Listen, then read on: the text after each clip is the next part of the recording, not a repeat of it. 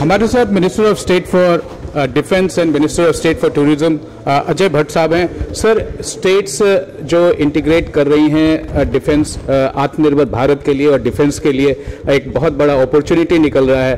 PhD ने ये जो स्टेट्स कॉन्फ्रेंस रखा है, इसके बारे में आपका विचार? बहुत अच्छा कॉन्फ्रेंस है। मुझे बहुत अच्छा लगा कि सारी डिग्निटीज़ हैं भारत की, और देश में इतने ऊंचे घराने हमारे हैं और जो आज देश का निर्माण करने की सोच रहे हैं। आत्मनिर्भर भारत कैसे बनेगा? अगर कोई परिवार अपने पैरों पर खड़ा हो जाएगा, बड़ा लड़का, छोटा लड़का, लड़की, सारे लोग, तो उनको हाथ नहीं फैलाने पड़ते हैं।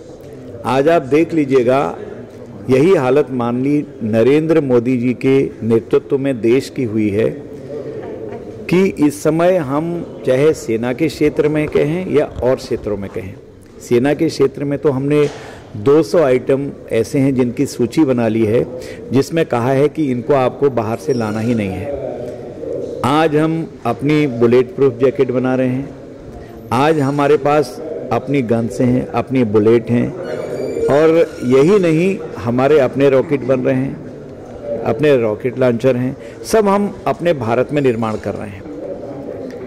और हमारे फाइटर जहाज बनने लगे हैं। HAL आप देख रहे हैं कितने आगे चल रहा है। आप जितने भी रेल की बोगियां देख रहे हैं, मेट्रो की, चाहे दिल्ली हो, आपकी मुंबई हो या अन्य कहीं पे लखनऊ हो, जहाँ जहाँ देख रहे हैं, ये बोगियां, ये सारी की सारी चीज़ें आर्मी से बन रही हैं, जो हमारी इंडस्ट्री है वहाँ से बन रही है। अभी हमने जो अपनी 7 DPSUs बनाई हैं, ऑर्डिनेंस को की 41 फैक्ट्रीज को छोटा कर दिया, यानी कि तोड़ तो नहीं दिया, ऐसा नहीं बोलेंगे, उनको मिला के हमने 7 DPSUs बनाई हैं। वो भी तरह तरह के साजो सामान बनाएंगी, लेकिन हम ही खरीदेंगे ये ज़रूरी नहीं है, वो पूरे विश्व को भी देंगी। और अगर उनका सामान बेहतर है तो सारे लोग खरीदेंगे, और भारत में हमारी जो इंडस्ट्रीज ऐसे ही सामान को बनाएंगी, वो अगर अच्छा बना रही है तो हम उनसे खरीदेंगे, यानी गवर्नमेंट भी उनसे खरीदेगी, प्रतियोगिता होगी, कंपटीशन होगा। तो इस तरह से आत्मनिर्भर भारत की ओर आज हम बहुत आगे बढ़ रहे हैं। आज पूरी दुनिया भारत की तरफ बहुत ही उत्सुकता से देख रही है और बहुत आशा भरी निगाहों से देख रही है। इसलिए ऐसे जो सेमिनार आज किए हैं यहाँ पर, तो ये सेमिनार हमारे लिए बहुत उपयोगी हैं।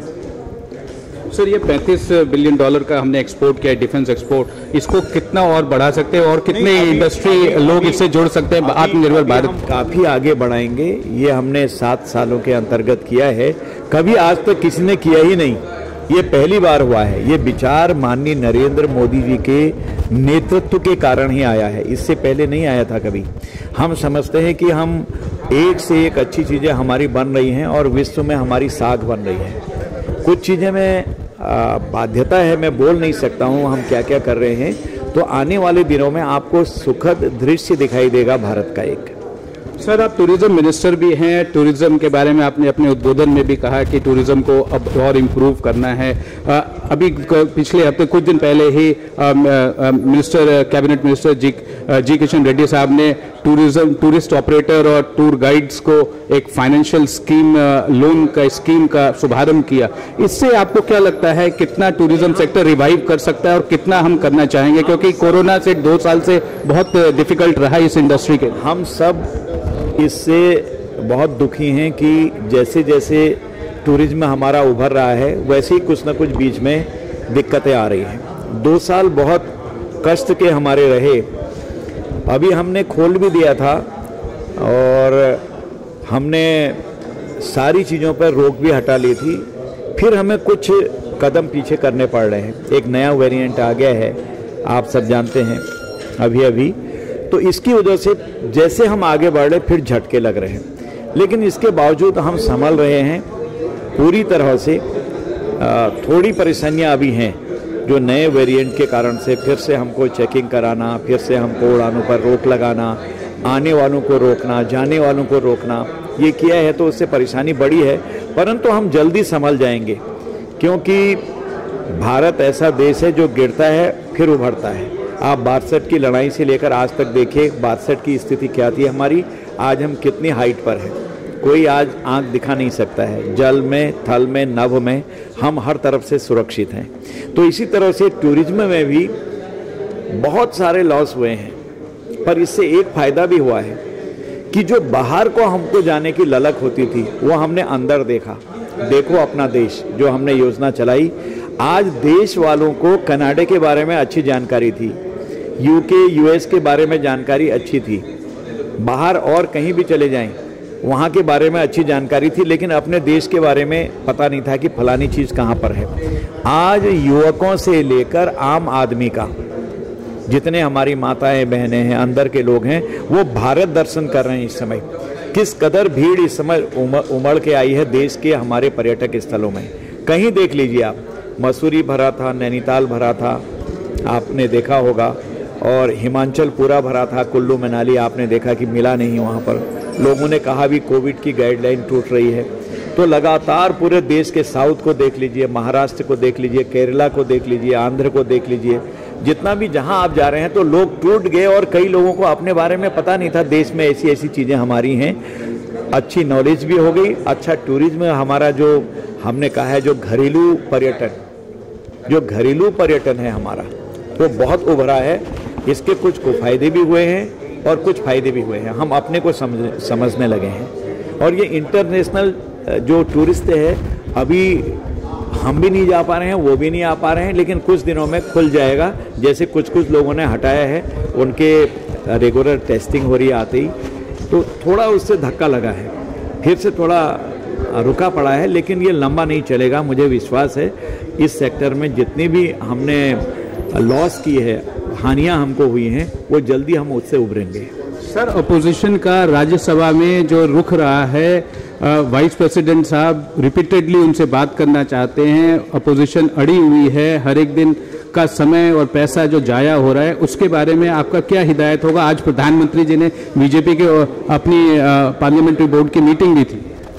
दुर्भाग्यपूर्ण है विपक्ष का रवैया। प्रजातंत्र के लिए पक्ष और विपक्ष बहुत आवश्यक है। लोकतंत्र तभी चलेगा जब पक्ष ठीक होगा और विपक्ष उसको खटखटाते रहेगा, इसे ठीक करो, इसे ठीक करो, और पक्ष उनको उत्तर देगा, इसमें ये कमी थी, ये रह गया था, ये ठीक कर दिया, नहीं आपको गलतफहमी है, हम ठीक हैं। तो एक फोरम होता है, हम चुन के आते हैं, संसद, चाहे राज्यसभा हो या लोकसभा हो।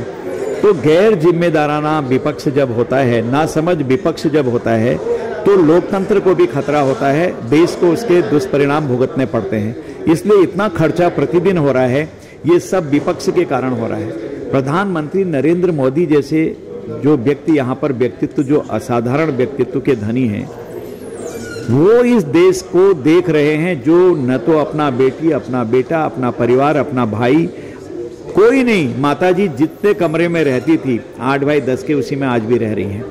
वो देश के लिए कर रहे हैं, अपनी बेटी बेटा या परिवार या जाति बिरादरी क्षेत्र के लिए नहीं कर रहे हैं। तो इतना होने के बावजूद भी विपक्ष को यही सबसे बड़ी तकलीफ है कि ऐसा क्यों कर रहे हैं। क्योंकि कोई बेटे को लाना चाहता है, कोई बेटी को लाना चाहता है, कोई बिरादरी के लोगों को लाना चाहता है, कोई जाति के लोगों को लाना चाहता है। वन मैन शो है, मेरे बाद क्या होगा, कोई अपने भतीजे को लाना चाहता है। नरेंद्र मोदी जी देश के लोकतंत्र को बचाकर देश को सर्वोच्च शिखर पर हर एक के लिए ले जाना चाहते हैं। जो उनको गरिया ले रहे हैं उनको भी आगे ले जाना चाहते हैं। अंतर इतना ही है। इसलिए विपक्ष जब तक समझदार नहीं होता है तब तक लोकतंत्र में उतना आनंद नहीं आता है। सर, दो सेशन पार्लियामेंट के खराब हो गए, अब हम सेकेंड वीक में हैं, अब 2 हफ्ते का और टाइम है इस सेशन में, विंटर सेशन में। क्या लगता है, विपक्ष का कहना है कि सरकार को भी थोड़ा अपने रुख बदलने चाहिए और हमारे उनके साथ डिस्कशन पे आना चाहिए, डिस्कशन टेबल पे। पूरा डिस्कशन करती है सरकार। अगर स्पीकर साहब या उपाध्यक्ष जी, हमारे वहाँ के उपराष्ट्रपति जी, वो अगर कहना चाहते हैं कि आप बैठिएगा, बात सुनिएगा और जो मर्यादाएं हैं उनको बनाइएगा, अगर आप सभापति जी की पीठ पर कागज फेंकेंगे, गाली गलौज करेंगे, मारने जाएंगे, खींचातानी करेंगे, ये सभ्य समाज का कोई कहीं पर भी ठीक मापदंड नहीं है। ये मुख दिया है ना, चुनाव भी इसलिए हुआ है, ये फोरम है। आप अपनी चेयर से बोलिए, पक्ष से अपनी से बोले, विपक्ष से अपनी से बोले। तो उसमें से जैसे न्यायाधीश बैठते हैं ऊपर, एक वकील बोलते हैं तो लगता है ये तो सब बोल गया, दूसरा क्या बोलेगा। जब दूसरा बोलता है तो ये लगता है कि ओहो पहले तो कुछ बोले ही नहीं, ये वकील साहब बहुत अच्छा बोले। दोनों में से फिर जो जस्टिस हैं या जजेज हैं वो निकालते हैं क्या होना है, फैसला फाड़ते हैं कहते हैं उसे।